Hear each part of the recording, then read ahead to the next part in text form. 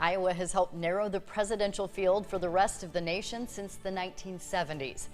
In just 2 years, that honor could belong to another state. Welcome back. Iowa Democratic leaders already made the case on why Iowa should remain first in the nation. They've had several meetings with top national party leaders. Apparently, they need to add one that they were not expecting. Political Director Dave Price joins us.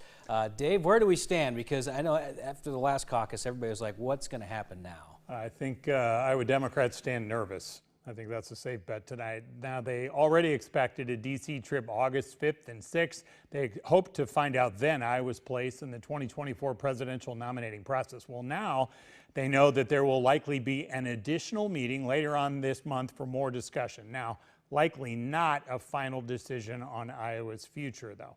They also know some out-of-state Democrats no longer like caucuses and want more population-diverse states. All those meals for visitors, their hotel rooms, their car rentals, their parking, all of that and more.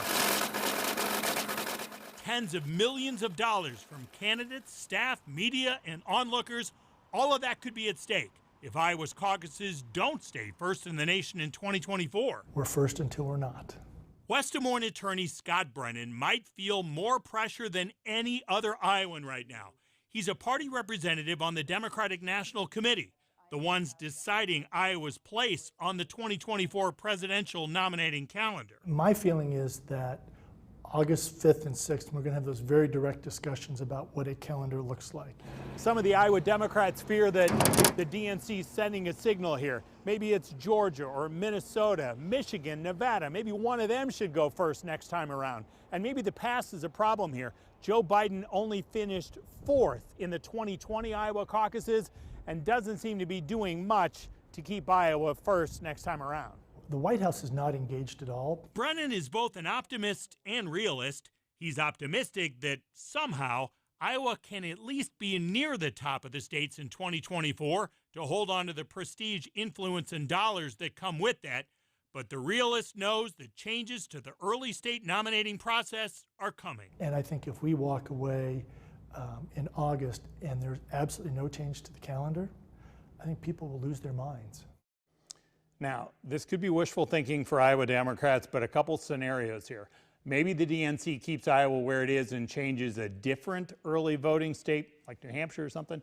Maybe when the full DNC votes in September, it doesn't like what this smaller group decided in August, so maybe that could help Iowa. Or maybe Republicans in other states could actually save Iowa Democrats here. They already plan to keep Iowa's Republican caucuses first in 2024, so they might want to continue that tradition where you have Republicans and Democrats in each state holding their contests on the same day, rather than having Republicans going here and then maybe weeks or months later Democrats going there in that state. And we love tradition. So who are we fighting with here? Who wants to replace us? A few probably to watch would be Michigan, Georgia, Nevada, Minnesota, maybe those four and a couple others. All right. Thanks for the update, Dave.